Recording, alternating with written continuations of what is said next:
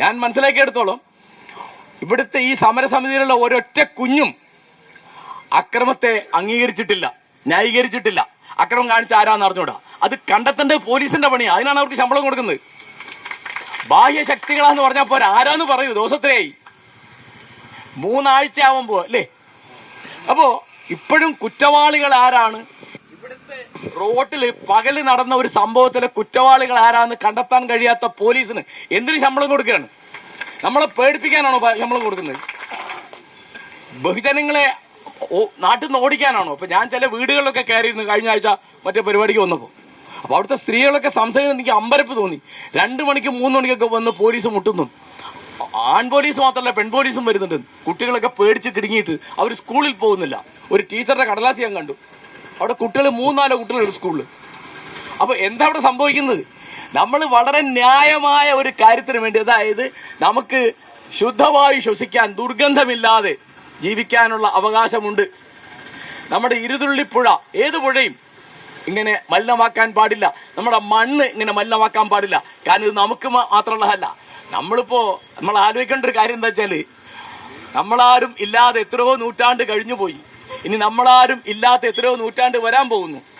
അപ്പൊ ഈ മണ്ണും മലയും വെള്ളവും ഒക്കെ നശിപ്പിച്ചു പോയാൽ അടുത്ത തലമുറ എന്ത് കുടിക്കും, എങ്ങനെ ശ്വസിക്കും എന്നുള്ളൊരു പ്രശ്നമുണ്ട്. അത്രയ്ക്ക് അങ്ങോട്ട് പോണ്ട. ഇപ്പൊ തന്നെയുള്ള ഈ അവസ്ഥയിൽ ഞാൻ ഈ സമരസമിതിയെ ഓർമ്മിപ്പിക്കുന്ന ഒരു കാര്യം, ഇത്തരം എല്ലാ സമരങ്ങളിലും പ്രയോഗിച്ചിട്ടുള്ള ഒരു സാധനം പലയിടത്തും, കേരളത്തിലും പുറത്തും, മതമാണ്. നിങ്ങൾ വളരെ കരുതിയിരിക്കേണ്ടതാണ്. നിങ്ങളുടെ കൂട്ടത്തിൽ ഇപ്പോ എല്ലാ മതക്കാരും ജാതിക്കാരും ഉണ്ട്. ഇതിന്റെ ഇടയ്ക്ക് ഇതൊക്കെ മാപ്പിളമാരുടെ സമരമാണ്, അല്ലെ ക്രിസ്ത്യാനികളുടെ സമരമാണ്, അല്ലെ നായന്മാർക്കെതിരായ സമരമാണ് എന്ന് പറഞ്ഞ് ജാതിയും മതവും പറഞ്ഞ് നിങ്ങളെ ഭിന്നിപ്പിക്കാനുള്ള ബുദ്ധി ഇവിടുത്തെ രാഷ്ട്രീയക്കാർക്കുണ്ട്, ഇവിടുത്തെ മാധ്യമങ്ങൾക്കുണ്ട്, പോലീസിനുണ്ട്. വളരെ കരുതിയിരിക്കണം, വളരെ കരുതിയിരിക്കണം. ഈ സമരസമിതിയുടെ ചെയർമാൻ ആരാണ്? എനിക്ക് അദ്ദേഹത്തിന്റെ ജാതി മതം അറിഞ്ഞുകൂടാ, അദ്ദേഹത്തിന്റെ പാർട്ടി അറിഞ്ഞുകൂടാ. അപ്പോ ആ പാർട്ടി അങ്ങനെ.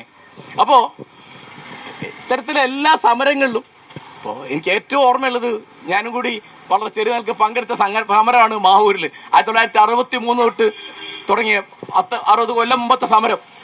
അതിലെല്ലാ പാർട്ടിക്കാരും ആ സമരത്തിന് അനുകൂലമായിരുന്നു, എല്ലാ പാർട്ടിക്കാരും ആ സമരത്തിനെതിരായിരുന്നു. ഇത് രണ്ടും കൂടി എങ്ങനെയാണ്? അതാണ് പ്രത്യക്ഷത്തിൽ സമരത്തിന്റെ കൂടെ, പരോക്ഷത്തിൽ മറുവശത്തിൽ. ഈ കൂട്ടത്തിൽ നമ്മുടെ രാഷ്ട്രീയക്കാരുണ്ട്.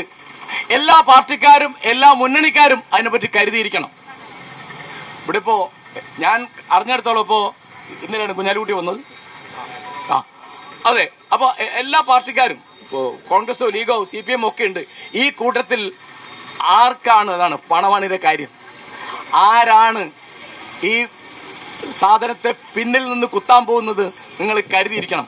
അതുകൊണ്ട് രാഷ്ട്രീയത്തിനും ജാതിക്കും മതത്തിനും പ്രദേശത്തിനും അപ്പുറത്തുള്ള ഒരു ധാർമ്മിക സമരമാണിത്. കാരണം ഇന്നത്തെ രാഷ്ട്രീയം എന്ന് പറയുന്നത് എങ്ങനെയാണ്?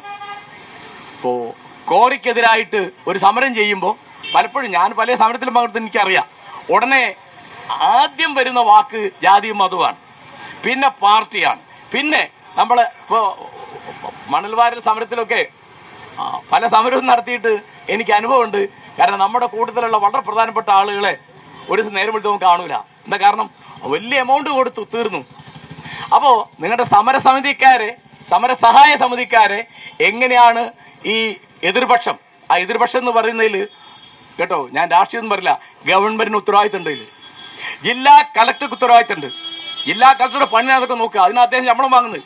നിങ്ങളുടെ സമരം ഈ മുക്കിലോ ഈ നാട്ടിൻപുറത്തോ ഒതുക്കരുത്. ഒരു സമരസഹായ സമിതി ഉണ്ടാക്കി നിങ്ങൾ കോഴിക്കോട് സിവിൽ സ്റ്റേഷന്റെ മുമ്പിലേക്ക് ഈ സമരം വ്യാപിപ്പിക്കണം എന്നാണ് എനിക്ക് പറയാനുള്ളത്. ജില്ലാ കളക്ടർ ഇത് കേൾക്കട്ടെ. അദ്ദേഹം അങ്ങനെ സ്വസ്ഥമായിട്ട് ഇരുന്നാൽ പറ്റില്ല. അവിടെ അദ്ദേഹത്തിന്റെ പണിയാണ്, ജില്ലാ മജിസ്ട്രേറ്റാണത്. അദ്ദേഹം മറുപടി പറയണം. ഈ ആളുകൾ എവിടെ ഒളിവിൽ പോയി? ഈ പോലീസ് എങ്ങനെയാണ് രാത്രിയും പാതിരക്കും കയറി നിറങ്ങുന്നത്? ആരാണ് അനുവാദം കൊടുത്തത്? ആഭ്യന്തര വകുപ്പ് കൈകാര്യം ചെയ്ത മുഖ്യമന്ത്രി മറുപടി പറയണം. പോലീസ് എങ്ങനെ നരനായിട്ട് നടത്തുന്നുണ്ട്? ഇവിടെ എന്താ സംഭവിച്ചത്? ഒരു ഫാക്ടറി, ഒരു സംസ്കരണ കേന്ദ്രം പ്രവർത്തിക്കുന്നതിൽ ജനങ്ങൾക്കുള്ള ബുദ്ധിമുട്ട് അറിയിക്കാൻ വേണ്ടി അവർ സമരം ചെയ്യുന്നു. എത്ര കാലമായിട്ട്? 6 വർഷമായിട്ട് സമരം ചെയ്യുന്നു. ഞങ്ങളാരും അറിഞ്ഞിരുന്നില്ല. അതിൽ നിങ്ങൾക്കുണ്ട് ഉത്തരവാദിത്വം. ഇതൊരു വലിയ സമരമാണ്, ഒരു ചെറിയ സമരമല്ല. ഇത് നിങ്ങളൊരു പ്രാദേശികമായി താമരശ്ശേരി പഞ്ചായത്തിലോ കൂടത്തായി പഞ്ചായത്തിലോ ഓമശ്ശേരി പഞ്ചായത്തിലോ ഒതുക്കാൻ ഏറ്റവും ചെറിയ ജില്ലാ തലത്തിൽ ഈ സമരം നടക്കണം. പിന്നെ എനിക്കൊരു അപേക്ഷ പറയാനുള്ളത്, ഈ സമരസഹായ സമിതി ഇന്ന് തന്നെ യൂട്യൂബിലൊരു ചാനൽ തുടങ്ങണം. ഇതിൻ്റെ അപ്പപ്പുള്ള വിവരം, കാരണം നിങ്ങളിത് പത്രത്തിൽ കാണും, നാളെ നേരെ വെളുക്കും മനോരമയിലും മാതൃഭൂമിയിലും ചന്ദ്രികയിലും സുപ്രഭാതത്തിലും ഒക്കെ ഇതിൻ്റെയൊക്കെ കളർ ഫോട്ടോ ഉണ്ടാവും. അത് നിങ്ങളുടെ പഞ്ചായത്തിലേ ഉള്ളൂ, ഞങ്ങളുടെ പഞ്ചായത്തിലേക്ക് ഉണ്ടാവില്ല. കോഴിക്കോട് ജില്ലയിൽ അറിയില്ലത്. ഗോളിയോറിലെ സമരങ്ങൾ മിക്കതും പുറത്തറിഞ്ഞില്ല. കാരണം അതൊക്കെ ലോക്കൽ ചാനൽ, ലോക്കൽ പേജിൽ പോയി, പ്രാദേശിക വാർത്തയായിട്ട് പോയി. അത് പിന്നെ ചിലതൊക്കെ ഞങ്ങൾ കോഴിക്കോട് നടത്തിയപ്പോഴാണ് അത് ജില്ലാ വാർത്തയായിട്ടെങ്കിലും വന്നത്.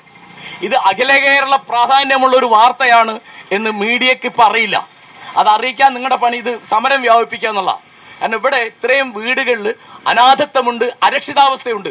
പിന്നെ നിങ്ങൾ ചെയ്യാത്ത കുറ്റത്തിനാണ് നിങ്ങൾ ശിക്ഷിക്കപ്പെടുന്നത്. അവിടെ തന്നെ എൻ്റെ പ്രശ്നം.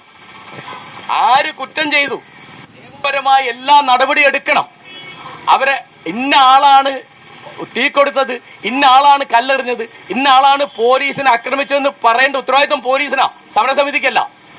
പോലീസ് അത് പറയട്ടെ. ആ ആളെ പിടിക്കാൻ സഹായിച്ചു കൊടുക്കേണ്ട പണി സമരസമിതിക്കുണ്ട്. അത് സത്യമാവണം, കള്ളം പറയരുത്. അതിന് പകരം ആരാ എന്താ ഏതാ എന്നില്ലാതെ ഇങ്ങനെ തേർവാഴ്ച നടത്തുന്നത് എന്തിനാണ്?